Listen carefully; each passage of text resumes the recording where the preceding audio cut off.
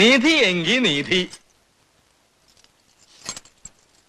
2 ദിവസത്തിനുള്ളിൽ പ്രതീക്ഷിക്കാത്ത എന്തെങ്കിലും കിട്ടിയാൽ എനിക്കെന്തോ തരും? പറ. എന്താ സംഭവം ആദ്യം അണ്ണം പറ. അത് പിന്നെ കിട്ടിയാൽ എനിക്കെന്തോ തരും? കവലയാണെന്ന് എന്നെ ചങ്കിയാൻ പറിച്ചു തരും. അതൊന്നും വേണ്ട, 100 രൂപ തന്നാ മതി. 100 രൂപയോ? അയ്യ വേണ്ട, പറയണ്ട, പറയാതെ തന്നെ അറിഞ്ഞോളാം. അയ്യോ കുഞ്ഞെ, അദ്ദേഹത്തിന്റെ അടുത്ത് പോയി ചോദിക്കല്ലേ. രഹസ്യമായിട്ട് എന്നെ വിശ്വസിച്ച് പറഞ്ഞ സംഗതി.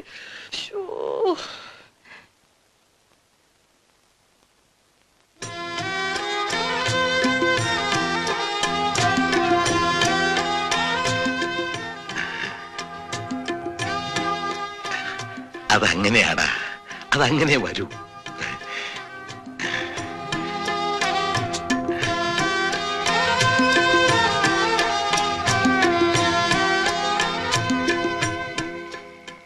ഒരു സാക്ഷി ഇട്ടട്ടെ.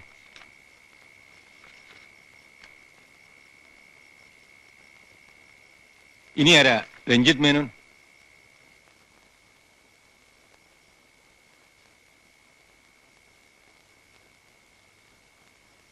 കഴിഞ്ഞു, പ്രമാണമായി. ചെലവ് ചെയ്യണം. ഇവനെവിടുന്ന പ്രശ്നമില്ല. കുഞ്ഞെ ചെലവൊക്കെ പിന്നെ ആദ്യം എനിക്ക് തരാനുള്ള 100 രൂപ തന്നിട്ട് ഇനി വാ, എടുത്തു വെച്ചിരിക്കുന്നു. അദ്ദേഹത്തിന്റെ അമ്മയെ ഈ വിവരം ഒന്നും അറിയിക്കണ്ടേ? മോന് ലോട്ടറി അടിച്ച കാര്യം. പിന്നെ ഭാനുവിന് ഞാൻ എഴുതുന്നുണ്ട്. അങ്ങനെ ഈ വീട് ആർക്കും ഇല്ലാതായി. ചെതലും കയറി തുരുമ്പും പിടിച്ച് കഷ്ടം. അങ്ങനെ എന്തെങ്കിലും പറഞ്ഞു കളയാ സാറേ. ഞാനിവിടെ വരും. വയസ്സുകാലത്തെങ്കിലും കുറെ നാൾ ഇവിടുത്തെ ഒരു പ്രൈവറ്റ് ഹോസ്പിറ്റലിലെ ചീഫ് ഡോക്ടറായിട്ട് ആദര സേവനം അനുഷ്ഠിക്കും. എന്നിട്ട് സന്ധ്യ നേരത്ത് അപ്പൂപ്പിനെ പോലെ അവിടെ ആ മുറ്റത്തിരുന്ന് ചീട്ട് കളിക്കും. അപ്പ ഈ അമ്മൂമ്മ ജീരകൊള്ളം കൊണ്ട തരും.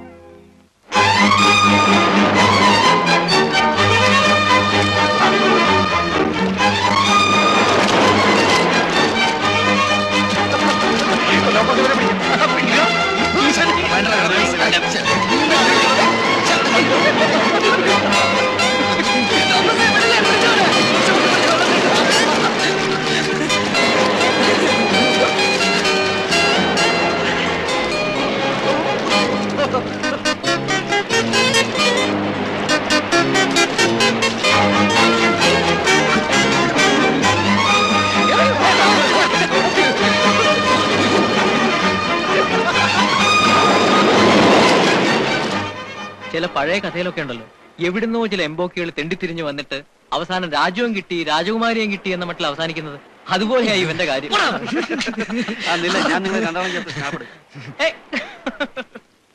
ഇത് കൊടുക്കാണോ?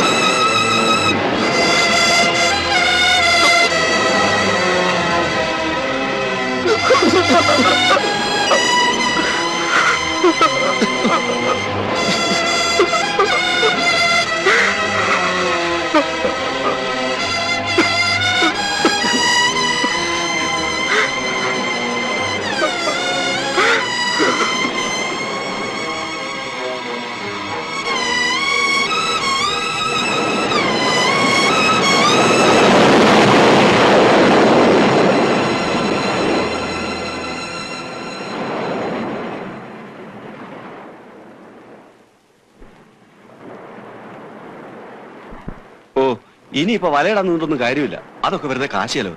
കാശിന്റെ കാര്യമൊന്നും നിങ്ങൾ അറിയണ്ട. എത്ര പണം വേണേലും ഞങ്ങൾ തരാം. എവിടെ കിട്ടും മരക്കാരും മംഗലുകാരും? ആ, അതൊന്നും എനിക്കറിയാൻ മേല. പോലീസ് സ്റ്റേഷനിൽ അറിയിച്ചാ അവര് ചിലപ്പോ ബോട്ട് കൊണ്ട് നടക്കും. അത് അവിടെ കാശെറിഞ്ഞാൽ. ആണോ? ആ, ആരേലും ഒരാൾ പോയി പറഞ്ഞു നോക്ക്. ഒരാളോടെ നിക്ക്. വാ പോകലാ.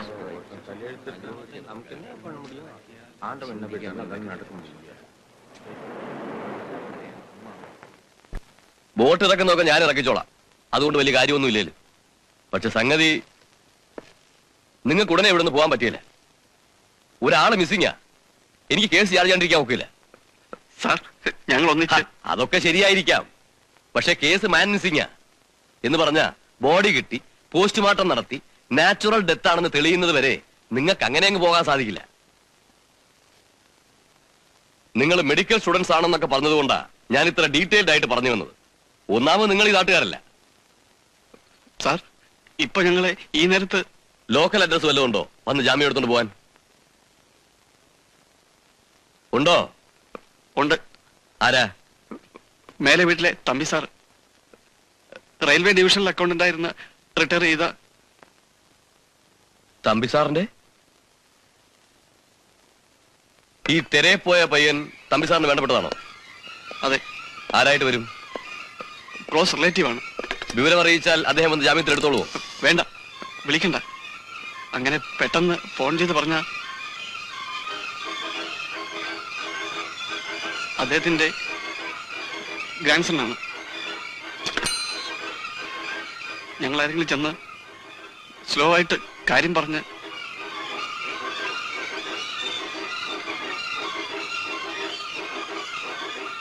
പരമശിവം സാർ. നീ ഒന്ന് ചെയ്യ്. ജീപ്പ് എടുത്ത് ഇതിൽ ഒരാളെയും കൂട്ടിയിട്ട് പോയി അവരെയും കൂട്ടിയിട്ട് നിൽക്കവാ. സാർ. ഒരാൾ പോയാൽ മതി. ഒരാളോടെ നിൽക്ക്.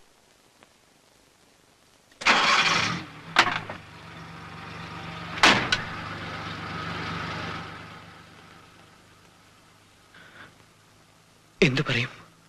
എനിക്കറിയില്ല.